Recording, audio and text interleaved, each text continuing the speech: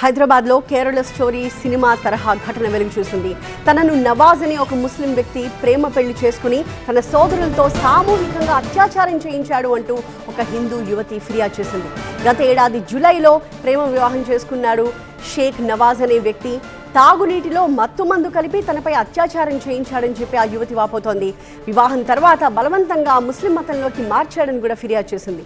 తనలాగానే మరో ఇద్దరిని కూడా నవాజ్ పెళ్లి చేసుకున్నాడని బాధితురాలు ఆరోపిస్తోంది. ఆమె ఫిర్యాదు మేరకు షేక్ నవాజ్, షేక్ మునావర్, ఇస్మాయిల్, షారూక్, ఇర్ఫాన్ అనే వ్యక్తులపై కూకట్పల్లి పోలీసులు కేసులు నమోదు చేశారు.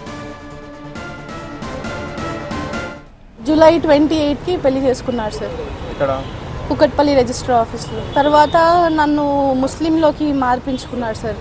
ఇమాం సార్ నజీరా అని పేరు పెట్టారు సార్. తర్వాత నేను వెజిటేరియన్, నాన్ వెజ్ తినను, బీఫ్ తినిపివ్వడము, కల్మా చదివించారు.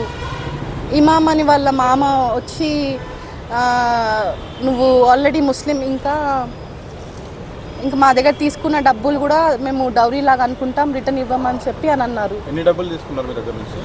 అప్పుడు వరకు అయితే 16.7 lakhs తీసుకున్నారు. దాని తర్వాత మళ్ళీ మా మమ్మీ ల్యాండ్ అమ్మిపించారు సార్. అంటే ఏమి మత్తు పదార్థాలు ఇచ్చారో తెలీదు. అది తిన్న తర్వాత నేను నా కాన్షియస్ స్టేట్లో లేను సార్. నేను తర్వాత అలా 3 సార్లు, ఒకసారి బేగంపేట్ ఫ్లాట్లో కూడా అలా చేశారు సార్.